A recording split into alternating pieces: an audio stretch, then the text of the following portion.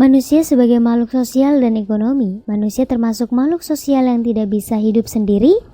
Seorang individu akan membutuhkan individu yang lainnya. Ada keterkaitan antara sesama manusia karena manusia saling membutuhkan satu dengan yang lain. Manusia juga termasuk makhluk ekonomi karena manusia akan selalu berusaha untuk memenuhi kebutuhannya. Kebutuhan pada manusia terdiri dari 5 aspek, yaitu 1. Intensitas. Intensitas terbagi atas kebutuhan primer, kebutuhan sekunder, dan kebutuhan tersier. Kebutuhan primer adalah kebutuhan pokok yang dibutuhkan oleh manusia. Kebutuhan pokok manusia berupa sandang atau pakaian, pangan atau makanan, dan papan atau tempat tinggal. Kebutuhan sekunder merupakan kebutuhan tambahan atau lanjutan setelah kebutuhan primer terpenuhi. Misalkan telepon atau transportasi. Kebutuhan tersier merupakan kebutuhan akan barang mewah. Contohnya adalah manusia, mobil mewah, atau rumah mewah. 2. Sifat.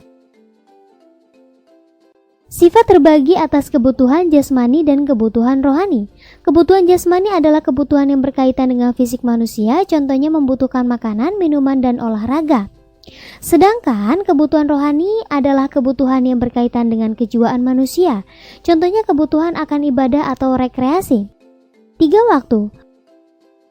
Waktu terbagi atas kebutuhan sekarang dan kebutuhan yang akan datang atau masa depan. Kebutuhan sekarang adalah kebutuhan yang harus sekarang juga terpenuhi. Contohnya saat sakit membutuhkan obat-obatan. Sedangkan kebutuhan masa depan adalah kebutuhan di masa yang akan datang. Contohnya menabung untuk umroh atau berangkat haji. 4. Wujud. Wujud terbagi atas wujud bersifat material dan wujud bersifat imaterial. Kebutuhan material yang fisiknya terlihat, sedangkan kebutuhan imaterial yang fisiknya tidak terlihat. 5. Subjek. Subjek terbagi atas kebutuhan individu dan kebutuhan kelompok.